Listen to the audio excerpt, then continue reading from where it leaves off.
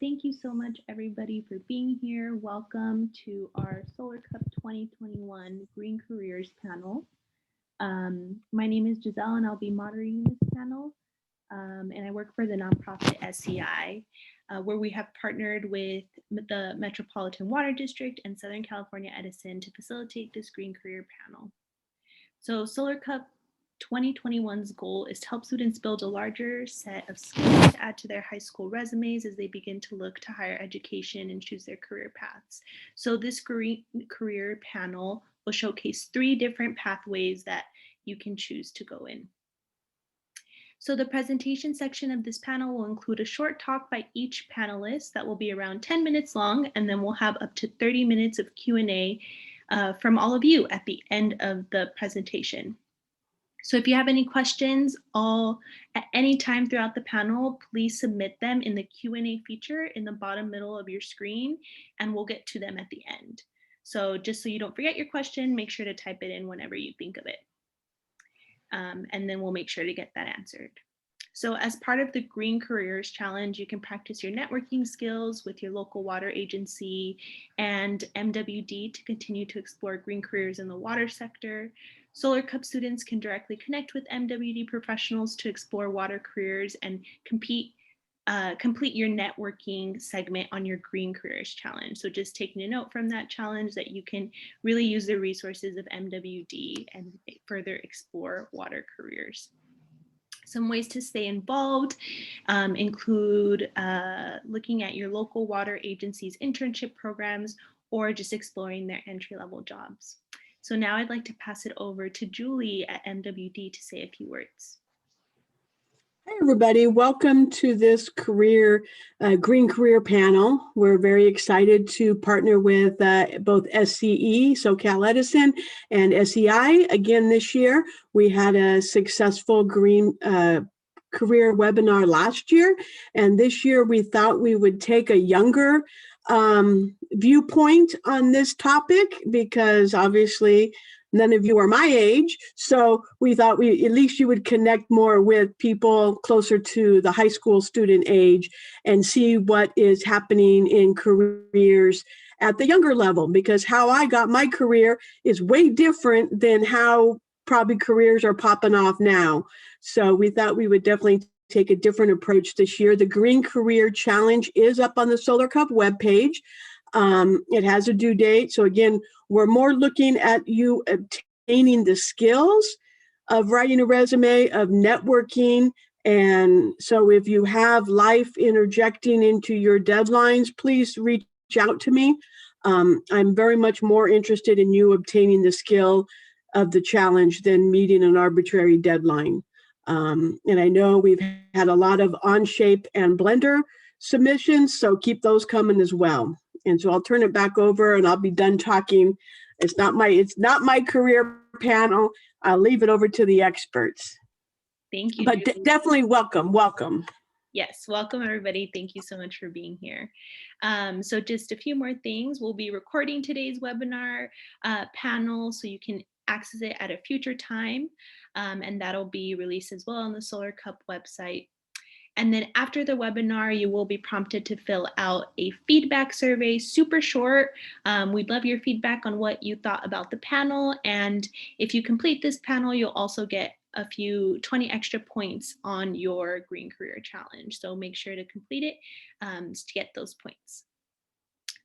Okay, so now we can go over to the next slide. It is my pleasure to introduce our speakers for today. So we have 3 speakers today. Our first speaker, Jacqueline Ha, is an energy efficiency and conservation specialist at Southern California Edison. Marissa Acosta is an energy and climate analyst at Cal State University Fresno, and Wyatt Thompson is a product manager at Tesla. So thank you all so much for being here and for taking the time out of your days to speak to students about your green career pathways. And we can go ahead and get started now. I'm going to pass it over to Jacqueline as our first speaker. Hi, everyone. Thank you so much for that introduction, Giselle. Hello. Thank you for having me. My name is Jacqueline Ha. As you know, I'm an energy efficiency and conservation specialist here at Southern California Edison. Next slide, please. Thank you. Like all of you here today, my career really began in high school, trying to figure out what I can do to help better the world, wondering what I can do to help innovate and make a lasting impact on society.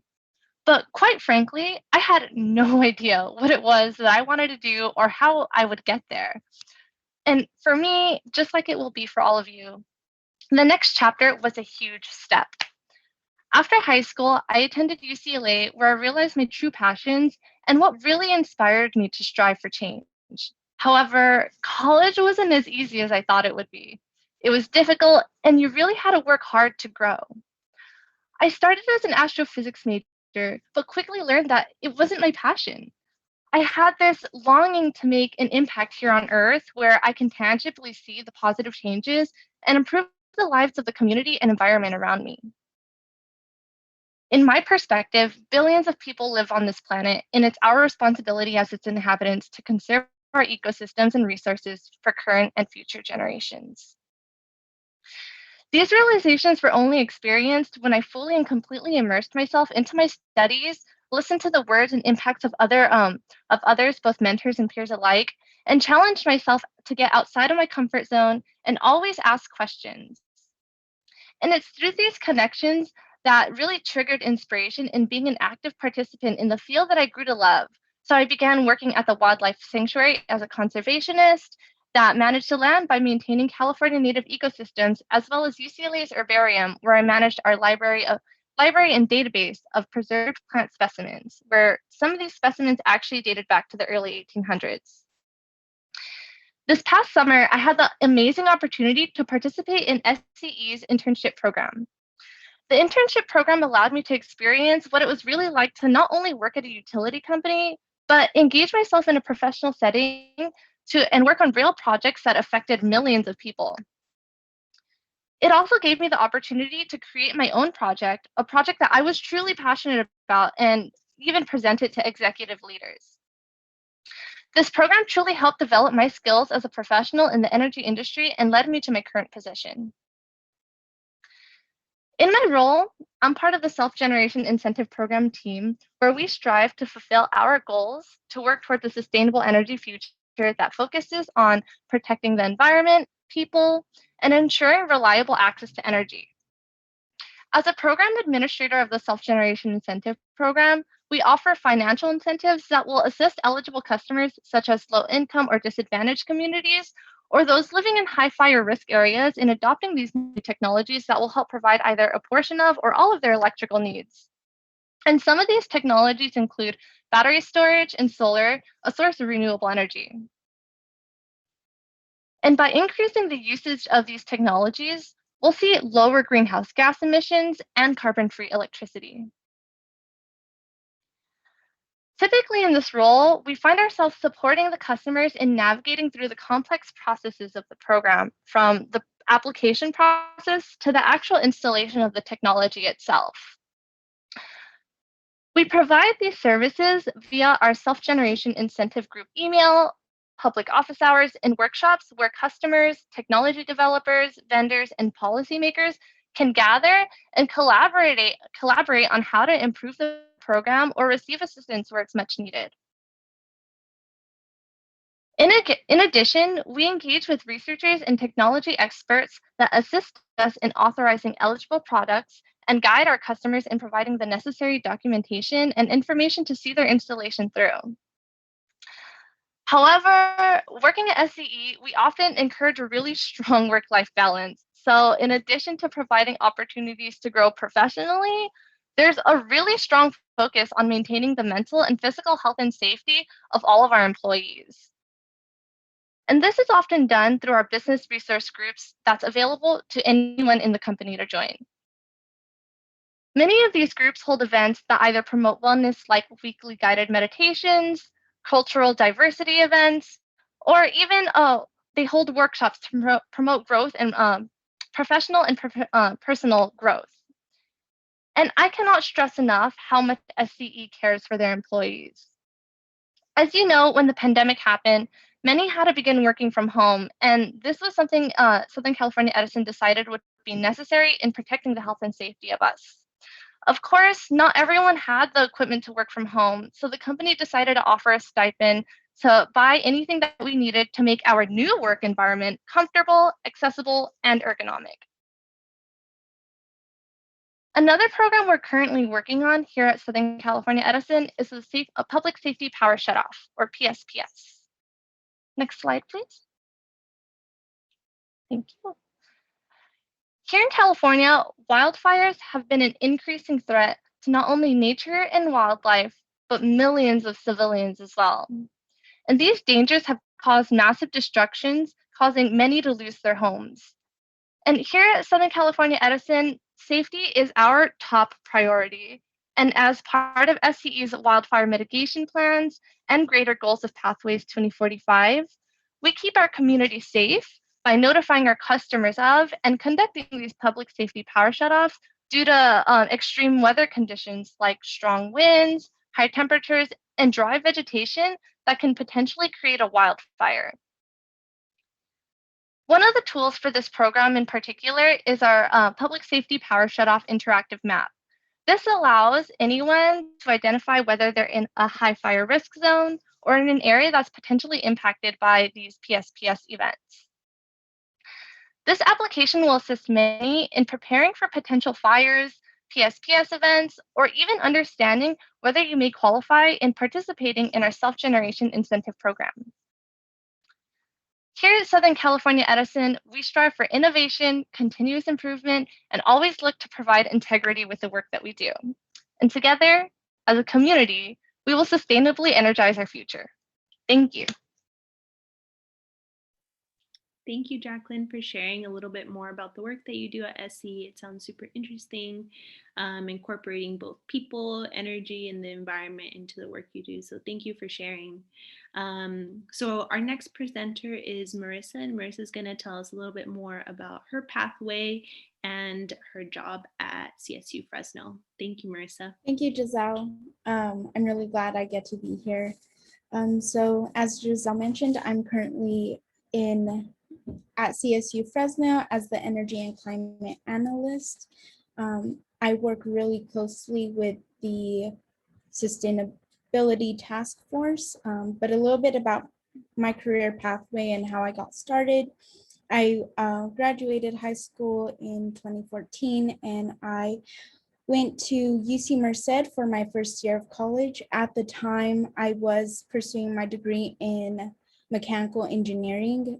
Similar to Jacqueline, I realized that that wasn't my passion. That's not necessarily what I wanted to do. And as I went further into my educational career, I learned not only more about myself, but what it was that I wanted to do.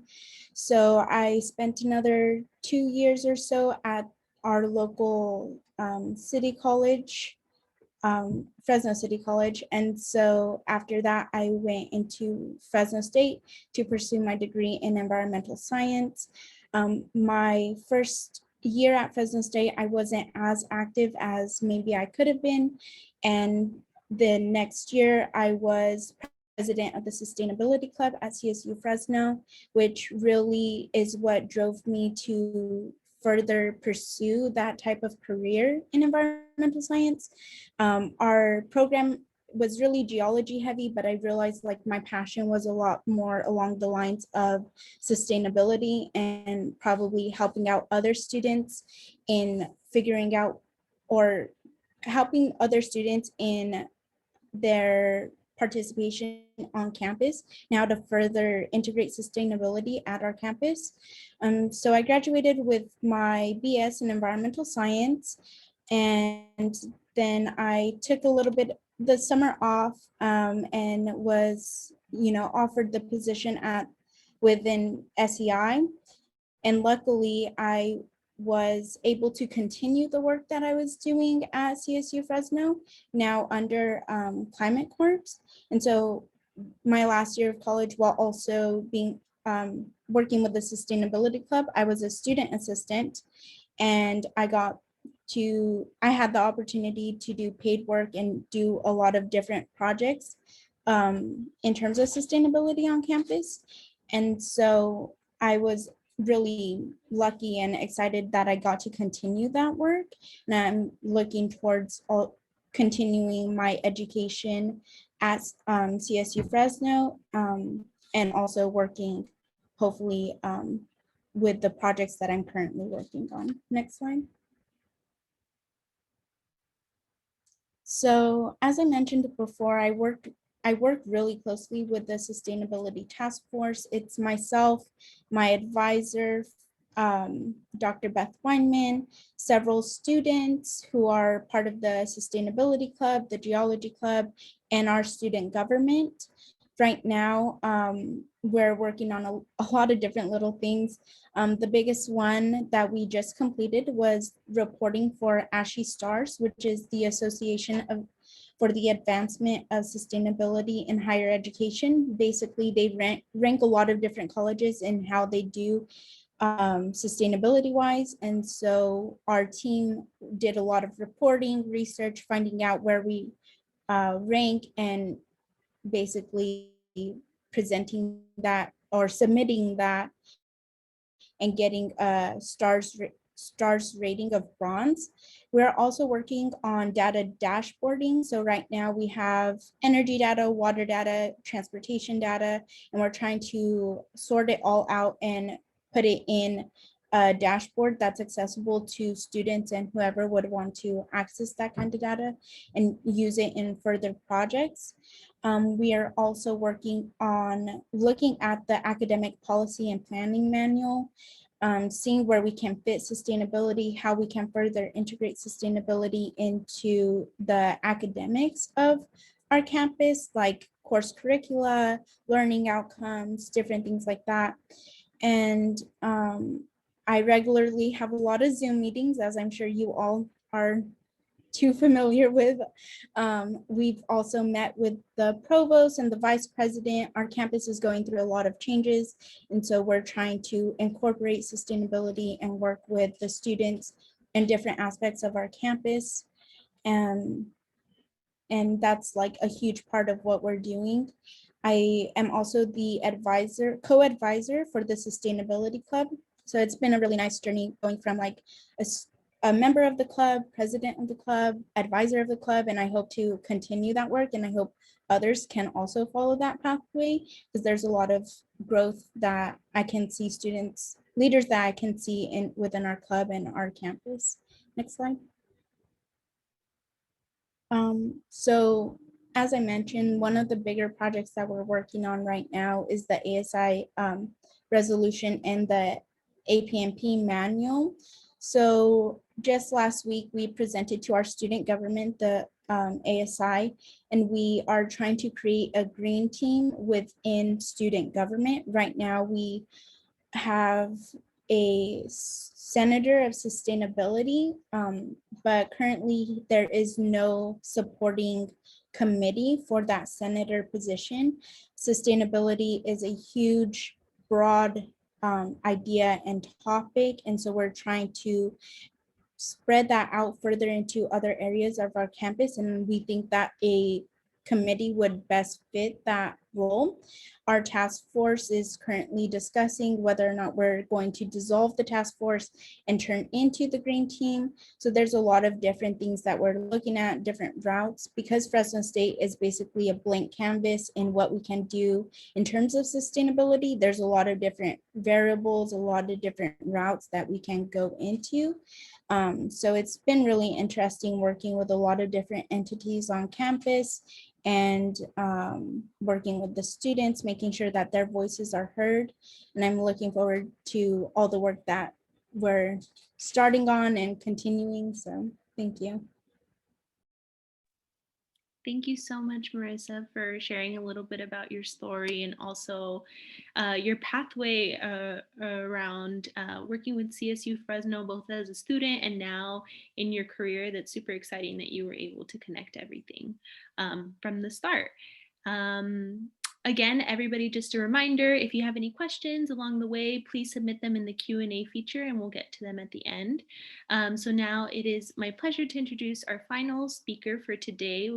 Wyatt Thompson at Tesla. So please take it away, Wyatt, to share a little bit more about your story and your path. Cool. Yeah, excited to be here. Hi, everyone. Like I was already introduced, my name is Wyatt Thompson, product manager at Tesla. Let's go on to the next screen. All right, so I had kind of a topsy-turvy way in terms of how I got situated at Tesla. So when I was in high school, I wasn't the best student. I got B's, C's, sometimes I got an A. So went out to community college, College of the Canyons, class of 2014. It was here where I had a really transitional moment. The college got elected to a couple student organizations, got my GPA up. And that's when I had the opportunity to transfer to UCLA, another great 2 years of my life. So yeah, Jacqueline, I see you, fellow Bruin. All right, so when I was at UCLA, I decided to study sociology and entrepreneurship. Now, I had always come from a place where I wanted to work for myself. I like the idea of creating products, unique experiences for people. So when I was in community college, I had this idea to do Bitcoin crowdfunding. Now, long story short, the product never took off, but a venture capitalist told me you need to take a step back and focus on your end user. Who's the target market? Who are you trying to sell to? So I had the idea of sociology. So I want to study people, groups and things and trends and whatnot. So I also accumulated a fair amount of student loans. So basically, after UCLA, I got this job doing sales. I was sitting in a suit, just cold calling people all day. And so I had that job for 2 weeks and I knew that this was not for me. So I was young enough, I wanted to go out and make sure that I could, just experience as much as possible. So I job hopped. And when I job hopped, I had this contracting gig at a product development studio for like 2 months. And it's when I found out about the career of product management. It was pitched to me as being like the mini CEO of like a product line or a digital experience. And so that immediately interested me. I'm like, I want to be a product manager, but I was running into the issue of like the chicken and the egg problem. And no one was offering me an opportunity. So I went back to square one. I'm just going to start a business. So over on the right is a product that me and a couple friends started selling. It's called Male Rompers. So it's like a summer onesie. It's shirts and shorts connected at the hip. And we've expanded the product lines to include overalls, jumpsuits, fanny packs, backpacks, all sorts of different products. Next summer, we actually have bathing suits. And it's been a lot of fun. But after our first summer, I wasn't sure if we're ever going to like sell another product afterwards. So Dollar Shave Club finally extended an opportunity to be a product manager on their team, facilitating a lot of the physical product launches. And I said yes, and spent 3 years there, did a lot of internal tools, so streamlining a lot of like operations. And I also led the mobile app strategy there for a while and had a lot of fun there. So once I had a couple years of creating digital experiences, Tesla actually reached out to me. I'm a big fan of sustainability. It's probably I'd say it's a tech company with like the most impact on society. If you look at like Facebook, Google, I'm like, well, what have they really done? So I'm really excited to be here at Tesla now creating digital experiences. So let's do the next slide. Day in the life. So what is product management? It's essentially you're going around trying to find problems to solve. So I could be talking to the frontline individuals on customer support. I could be talking to customers. I could be going through a bunch of data. I'm just trying to look for different products that need to get either built or problems to solve, et cetera. And then I go back, figure out like what should the engineers actually focus on building. So it's a lot of meetings, it's a lot of documentation. I'll be in a design session, I'll be working with engineers, I'll be talking with business stakeholders, seeing like what revenue can be impacted by some of our product lines. And then through a lot of facilitation, you end up building new digital experiences. So as a product manager, you're really kind of the person at the core of all the conversations that are happening. So you are responsible for the success and failure of your product line. And what I focus on is Tesla leasing. So anything that you can do to like make a payment or try to return your car, reporting an accident, anything like that. I also focus on account management. So if you want to update your email address, reset your password, or you want to assign a new driver to your car. So that's also a domain that I own. And then I just got added to the e-commerce team as well. They saw my experience with Romper Jack and Dollar Shave Club, and they're like, you can handle this too, right? So we're famous for, you know, our t-shirts, the Tesla tequila, the short shorts, everything like that. And yeah, just building experiences around that. Let's go on to the next slide. And so this is an example of a project that we're working on recently.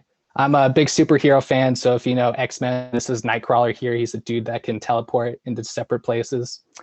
And I wanted to talk about this because it's really a problem that only Tesla has. So if you buy a Tesla, one of the coolest things is the mobile app experience. So you're able to unlock your car, turn on the air conditioning, turn on the headlights, you know, anything you could do in the car, you could do in the mobile app. Now, let's say you've had the car for a couple of years and you sell it. How does Tesla know who the real owner is now? So we set up a lot of features that can, if you remove a car from your account, you can designate who the new owner is. You can put in an add car request, but a lot of times a customer support agent actually has to review the request and accept it. And you kind of run into this problem of scale. So Tesla got all these ownership transfer requests and we're like, don't want to deal with this. So we went back to the drawing board and we figured, well, how can we automate this? And one of the solutions that we came up was you can go into your car and rename it to be some sort of code or whatever. So if you put in a transfer request, under the right conditions, you'll see a code on your screen. You go back into your car, rename your car to the code, and then you automatically have ownership of this vehicle. So kind of like Nightcrawler that's getting transported from one place to another, the car is now getting transported to like, you know, one owner to another. So this was one project that we actually launched a few weeks ago, and it was a lot of fun. So that's a little bit about me and what I do. Thank you so much for sharing, Wyatt. That was really interesting and really insightful to hear about your work at Tesla, and a little bit more about the behind the scenes product management and how that relates to a green career. So everybody, thank you so much for listening. Please submit your questions in the Q&A feature. But I have a question for all of you that I was kind of wondering as I was hearing you all speak. In some capacity, I can see that you all have shifted either in your interest, in your passion, in your major, in your school. Can you share a little bit more of that in detail about how did you choose to do that, whether it was whatever change you experienced, and how did you overcome any obstacles with changing careers or changing pathways? And then we can maybe just go down the line. Jacqueline, if you wanted to get started first. Oh no. Yeah, you're muted. Can you hear me now? There you go. Perfect. Okay, great. Okay, so to answer your question, it's the way I suppose that I decided to work towards an environmental science degree instead of astrophysics. At the time, I guess I started taking astrophysics classes, and I was really delving into the work, or at least like what the work entailed. And I was taking those classes and I realized that personally I just wasn't connecting to the material as much as I thought that I would, at the time prior to me enrolling in school. When I decided to apply, in high school, I really loved physics and I love astronomy, and to this day I still do.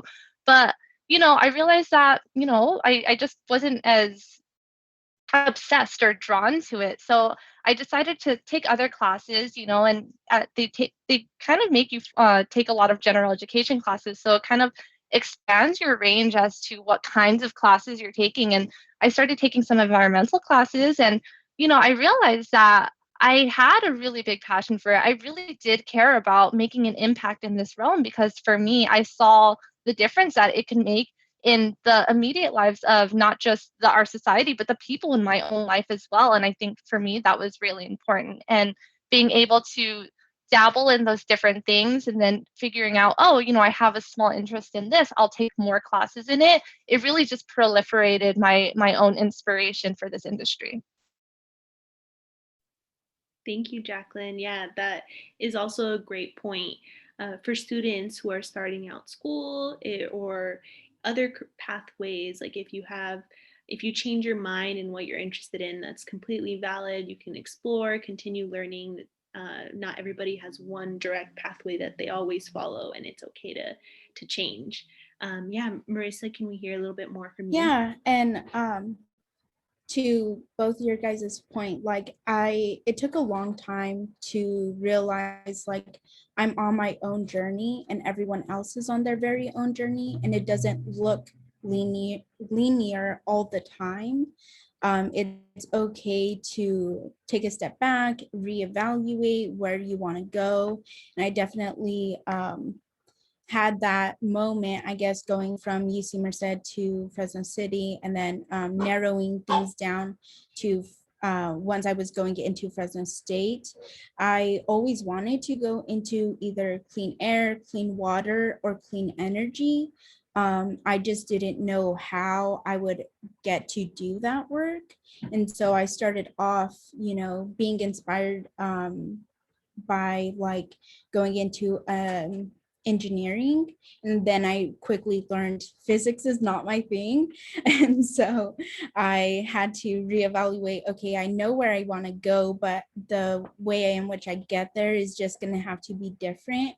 And I think really making sure you take the time to learn exactly what it is that you want, because it does take time and it does take money to go to school. And so if you're not enjoying the classes that you're taking, then it is definitely worth it to actually figure out, what it is that you do want to invest your time and money in. So I had to really do that for myself. And it is a little scary feeling like, well, I already did a year or 2 years in engineering. Should I take a step back now?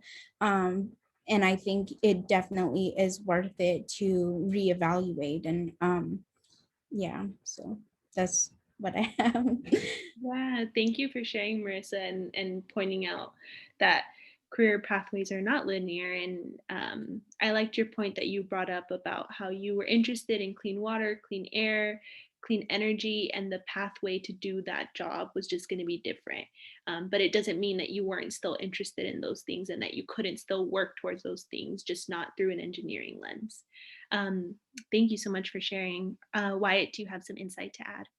Yeah, kind of thinking back around, all the different milestones that I had in my life. Kind of the common themes that I saw was this old quote that was, pick a destination, not necessarily a route to get there. And so I knew that I liked creating digital experiences, products. And so while I always thought maybe entrepreneurship was my path, I stumbled upon product management. And in fact, I'm having a lot more fun just focusing on creating experiences as opposed to, everything else that comes with entrepreneurship, not really having healthcare, worrying about where your next sale is going to be. And yeah, that's just kind of the defining moment or the defining theme. And also I think it's important to be stubborn. If you know what you like and what you want to do, no matter how many no's you get, you just have to find that passion inside of you just to keep going. Because when I was job hopping, I really let that get to me, like all those no's, like, hey, you can't be a product manager. But I just kept coming back, and now I'm at Tesla, so I must be doing something right. Thank you for sharing your insight and that quote. I have another question here for you, which is, what are some skills that you use in your day-to-day job that both help you move towards that green career goal, or just some skills that you think are really useful to have now to share with high school students to look out for? Oh, go ahead, Jacqueline. Sorry. No, sorry. You go first. It's fine. I was just gonna say, I know group projects are not the best, but that's basically what working is like. You're working on group projects with a lot of different people. And so I think that skill, the more you work on it now, the better off you'll be later on. Yeah, that's the first thing that came to me. Yeah, thank you for sharing, Marissa, and makes me think about our group projects working on Solar Cup. So that's exciting to hear. Jacqueline? So I guess in combination with exercising your skills at teamwork, it's really important to really hone in on your communication skills, because talking and presenting is just never going to go away.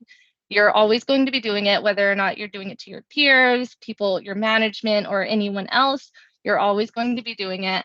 And, it's something that is a really valuable skill, because like being able to communicate with people a very concise point that you're trying to make is invaluable. And another thing, very vague skill, but I think one of the coolest applications, I know it's a little lame, but I think the coolest application anyone can ever learn is Excel. So if you can be a master at Excel, do it. Spreadsheets are life.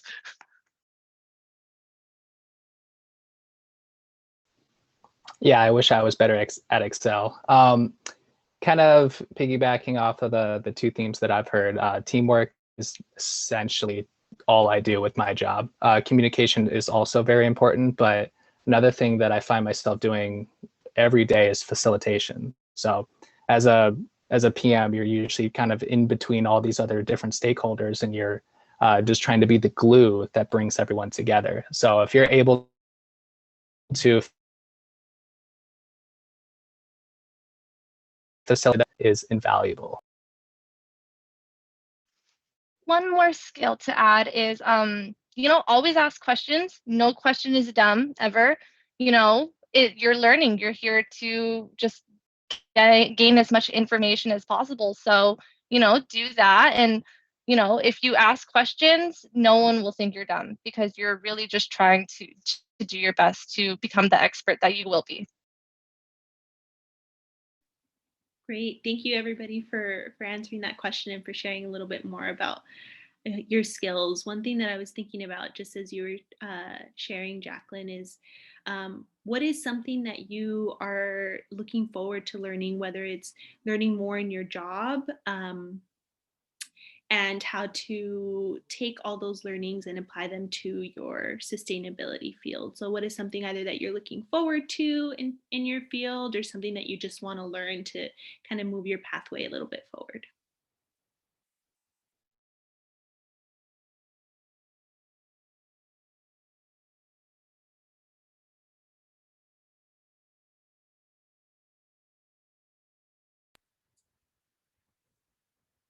I can go ahead and go. I think environmental policy is a huge interest of mine.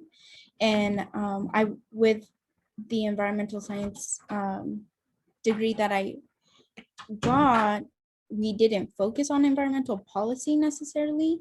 And that's something that I think can be applied not only in higher education, but also in community work.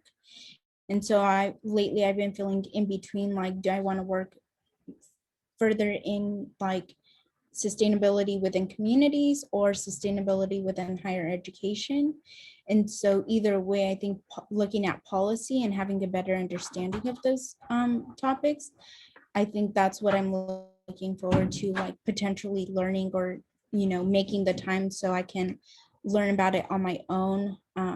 If there's anything that you guys want to learn, just YouTube it. I love YouTube. There's a lot of things that you can learn on there. It's free. And that's what I'm hoping to do with like a few things like environmental policy and also Adobe. So. Thank you for sharing, Marissa. Yeah, Jacqueline, do you have something to add? Yeah, I guess for me, something that I really want to hone in on is GIS. It's geospatial information systems. Basically, it's a form of manipulating data to create maps. And to me, it's just the best way to communicate any complex data. And especially when you're talking about environment, sustainability, we're always talking about things that are pretty not tangible in a way, but I think it's most easily understood visually. So yeah, some cool things to take from there. Awesome. So I'm a little embarrassed. My cat just walked across my computer screen and I missed the question. What was it? No worries. The question is, what is something that you're looking forward to learning more about, whether in your sustainability field or something that you, just start looking to build your skills on and knowledge on? Yeah, that's a good question. I'm not necessarily in sustainability per se. I'm more on the tech side of all my entire career. I love that I'm working for a sustainable tech company now. So when it comes to learning, I'm really focused on trying to beef up my skill sets around technology, really learning more about code, learning more about how applications should be put together in terms of like the architecture side. I love using Coursera, edX. I'm no longer in college, but they have just free courses online right now. It's a huge advantage of just taking free college courses for the rest of your life. Yeah, I think it's important just to constantly stay curious and, just kind of follow that pursuit of passion. Thank you. Thank you for sharing.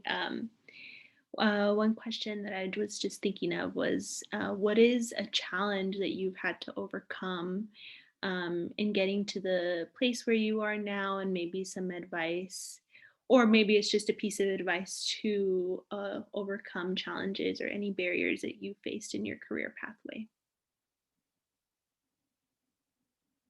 This one's a little hard one, so we're you can take a few seconds to think it through. I mean, the biggest challenge that I can definitely remember was essentially the chicken and the egg problem when it comes to finding job experience. So, you may be young, you don't really have any real work experience under you, but you want to get that first opportunity. So I spent a whole year just meeting people. So I went on to LinkedIn, I connected with people, I gave them my 3-sentence pitch. I want to be a product manager. I want to learn from you. Can I buy you coffee?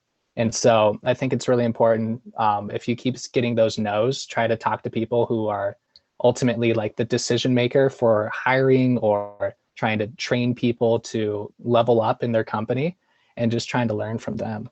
Or if you have the opportunity, even just offer to work for free, just to get experience under your belt and just learn from someone that's been in your field for so long. But yeah, it all comes down to networking, and it's who you know. Yeah, to add on to that, it truly is all about networking.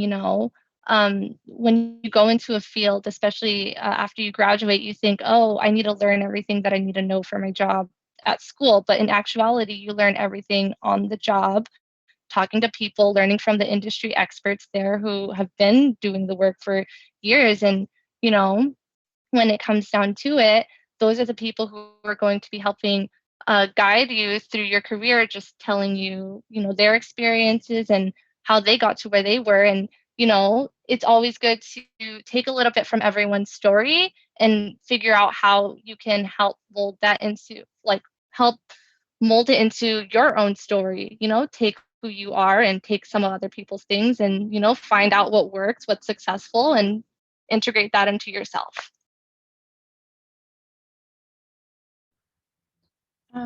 I think the biggest challenge for me was narrowing down my interests.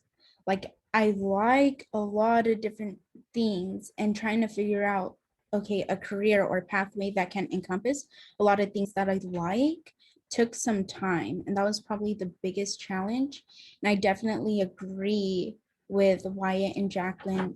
Part of it is not what you know, it's who you know. And yes, networking is a big part of that.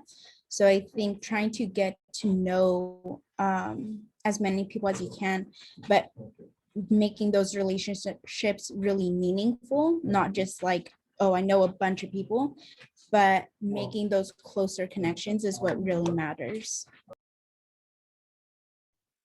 Yes, thank you so much, everybody, for sharing. And I saw Tyler's chat, the power of networking. It's an essential skill for career building. So I'm really excited that we're also, you all students who are listening get to practice a little bit of that networking in your Green Careers Challenge.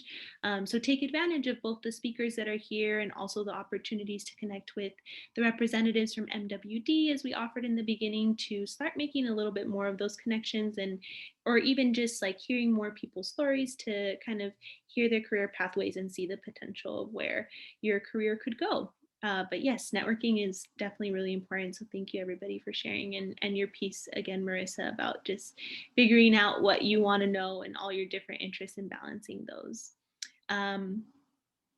One question specifically for all of those who are listening: can you all share one piece of advice that you would give to your high school self?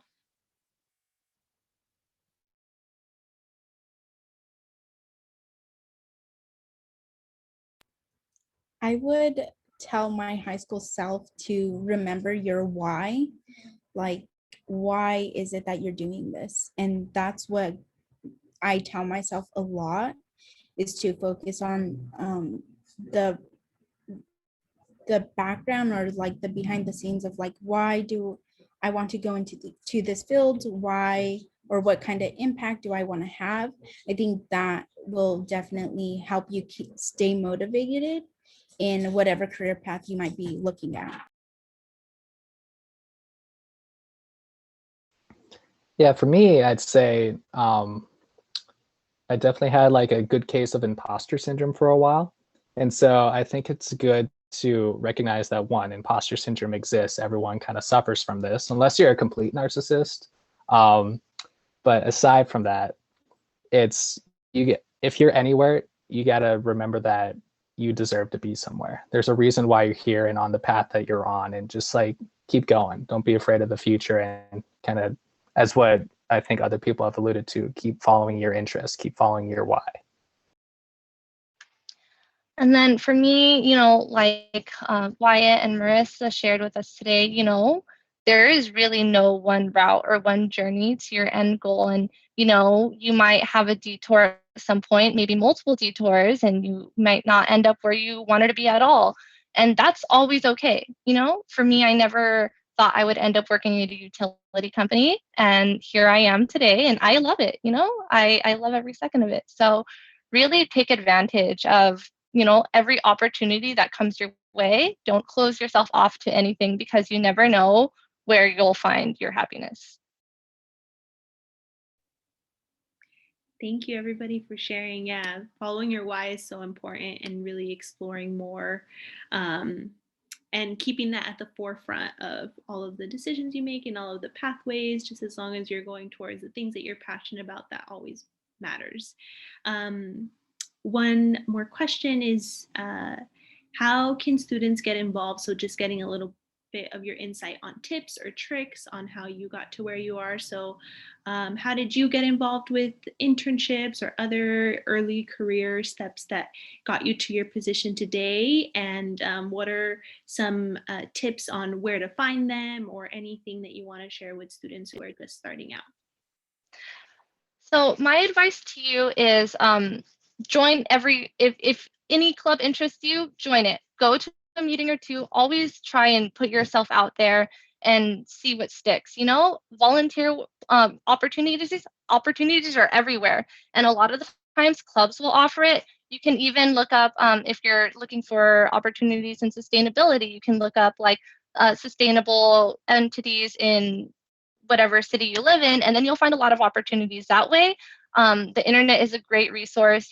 Don't feel limited in that, like, oh, I just want to find what's around you locally at your school or something like that. There are always things outside. And then apart from that, you always have when you do these volunteer events, you meet a lot of people who are working in these industries, and then you connect with them through there. Yeah. Yeah, Jacqueline, that's exactly what I was going to say. Clubs are a huge reason why I'm where I'm at now. I wish I would have joined the sustainability club like a year sooner, because that would have helped me along the way. It provides opportunity not only on campus but in the community. And also keep in mind that like the first club you go to, if you don't feel like at home, or if you aren't making the connections you want to be making, then it's okay to just walk away and find another group or organization that does speak to more to what you want to be doing. So I've had to learn that as well. Like, even though I might be excited about what this club or organization is doing, but maybe the people aren't necessarily like the kind, like I don't feel as at home as I would like.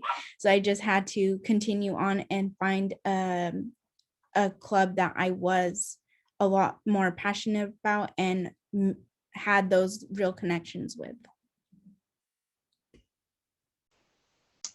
Yeah, I think clubs are super important, but I also think it's important for you to potentially organize your own thing. There's a quote that sticks out to me. I think it was by Steve Jobs. It's more fun to be the captain of a pirate ship than to join the Navy.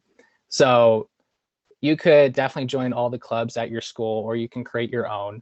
What I had a lot of success doing was actually starting meetups while I was in college. So I would create a hackathon, invite a bunch of people to come over and just code for a weekend. And then I would invite judges that would look into the projects. And it was through these hackathons where I started building a network, and it's how I've gotten basically every single job since then. So don't be afraid to give back to the community. Yeah, great. Thank you all so much for answering all the questions, for sharing more about your story, your career pathway, and all of your insight that you've collected along the way to inspire students both in exploring their why and exploring their passion and all of the possibilities. So thank you all so much for your time and your participation today.